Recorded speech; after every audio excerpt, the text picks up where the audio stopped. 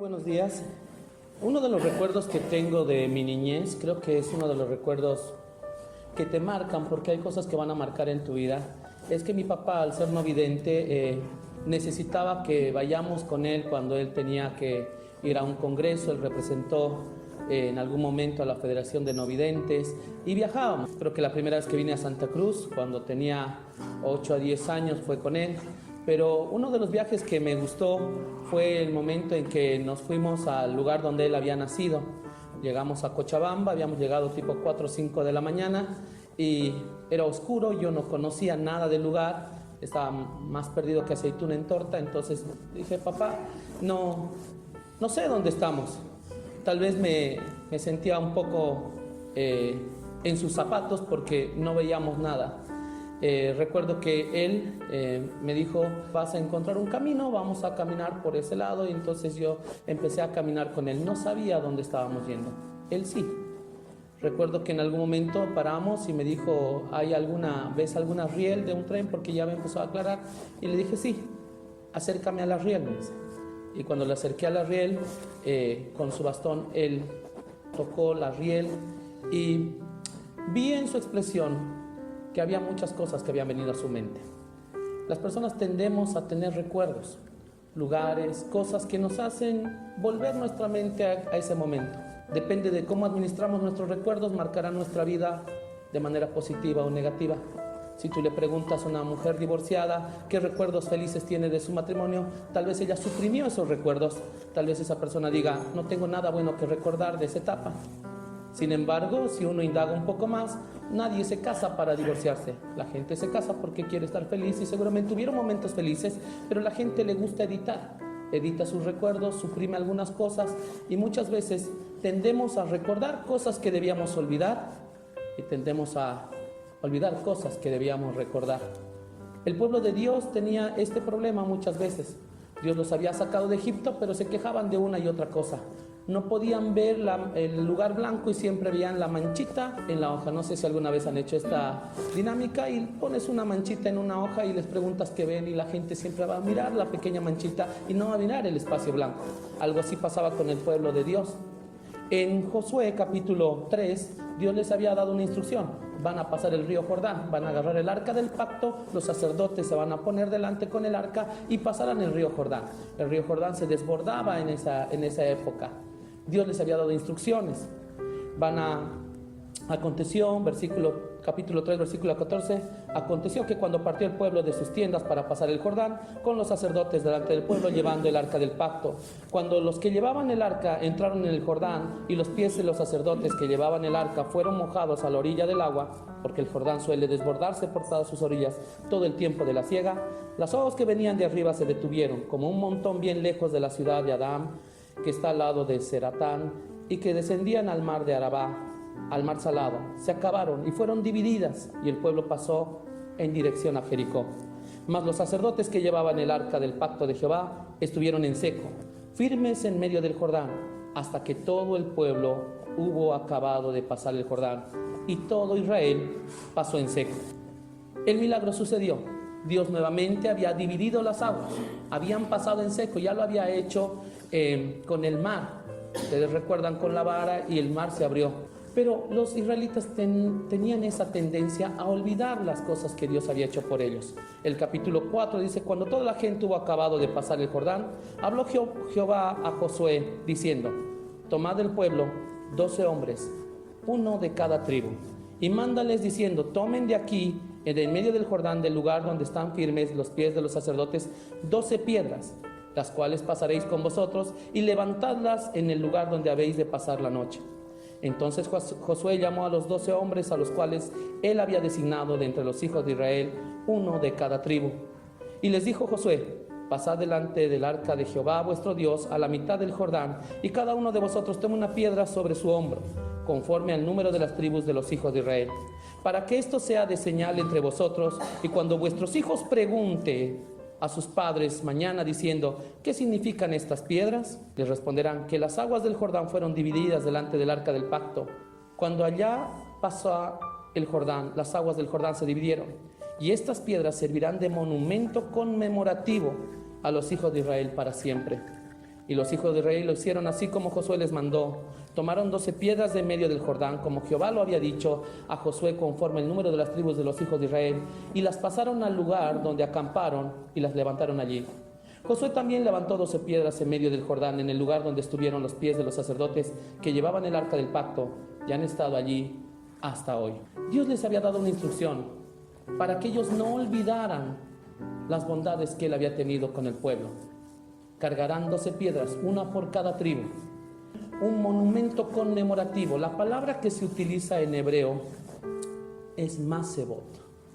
Esta palabra masebot tiene varios significados. Literalmente era una piedra que cargaban en el hombro, pero esta palabra masebot en el original también se traduce como ¿qué pasó aquí? Y Josué da la instrucción: cuando sus hijos les pregunten a ustedes ¿por qué están estas piedras aquí?, ustedes dirán: es aquí el lugar donde Dios nos bendijo, Él hizo un milagro, Él nos hizo pasar. Muchas veces necesitamos estas cosas. Muchas veces usted irá a algún lugar y recordará qué pasó en ese lugar. Los recuerdos pueden ser buenos, pueden ser malos. Una de las cosas que pienso es que muchas veces tendemos a olvidar lo que Dios hace por nosotros. Esta mañana, cuando me levanté para revisar un poco lo que iba a enseñar ahora, recordaba el momento cuando llegué acá, dejando a mi familia, y mi familia tenía mucho temor posiblemente de lo que podía pasarme acá. No conocía a nadie, no tengo familiares acá, tengo tíos muy lejanos a quienes no vemos por razones familiares. Cuando uno llega acá es difícil estar en un contexto diferente, pero Dios ha sido bueno. Y a veces pasa el tiempo y uno empieza a quejarse de las cosas que tiene incluso. Los israelitas tenían esa tendencia.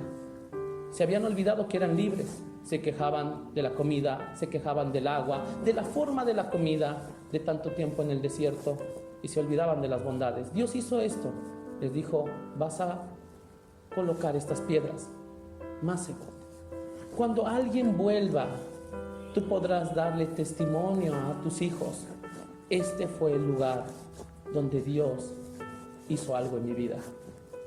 Pienso en un Zaqueo volviendo con sus hijos tal vez más adelante, mirando ese árbol, y para la gente el árbol no tendrá ningún significado. Tal vez para la gente sea un árbol más, pero para Zaqueo no. Zaqueo dirá: en este árbol yo estuve, en este árbol Él me miró, Él me dijo que bajara. Tal vez Abraham nunca volvió al monte Moriah.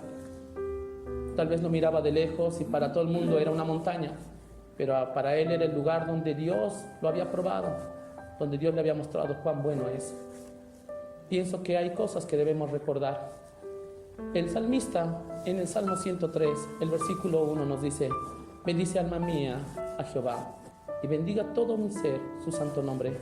Bendice alma mía a Jehová y no olvides ninguno de sus beneficios. Hay momentos para recordar, y quisiera que esta mañana, antes de terminar el devocional, podamos cantar una hermosa alabanza, pensando tal vez en las cosas que el Señor ha hecho hasta el momento, aquellas cosas buenas que muchas veces olvidamos, que por el estrés, por el trajín de nuestras actividades, de nuestras responsabilidades, muchas veces arrinconamos en un cajón.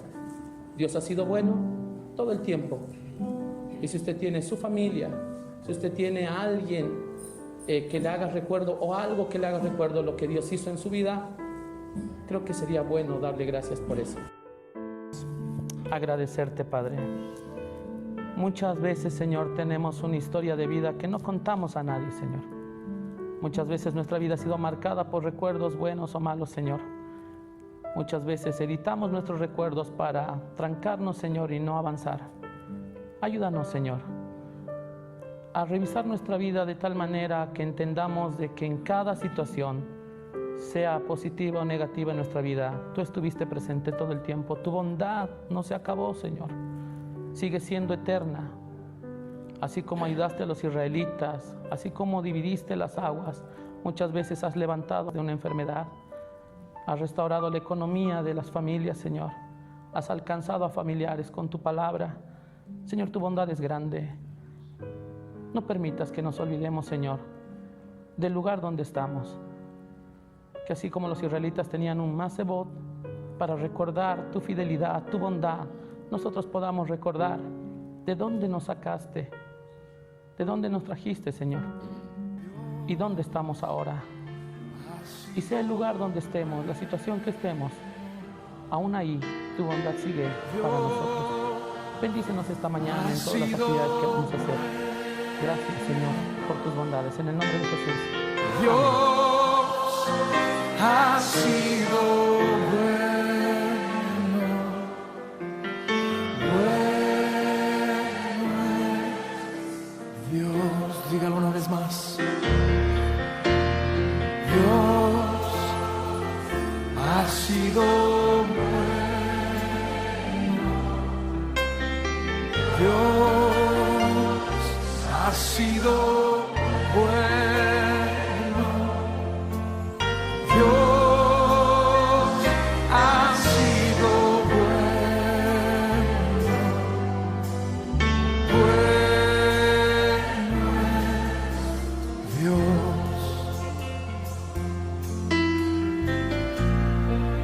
Su bondad me alcanzó.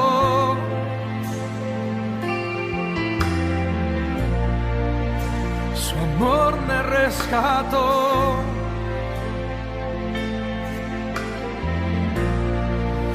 Su gracia me salvó.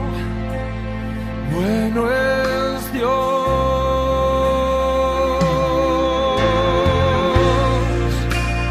Por eso cantaré.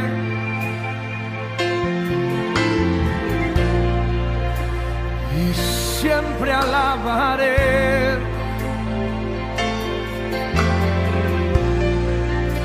Y nunca olvidaré. Bueno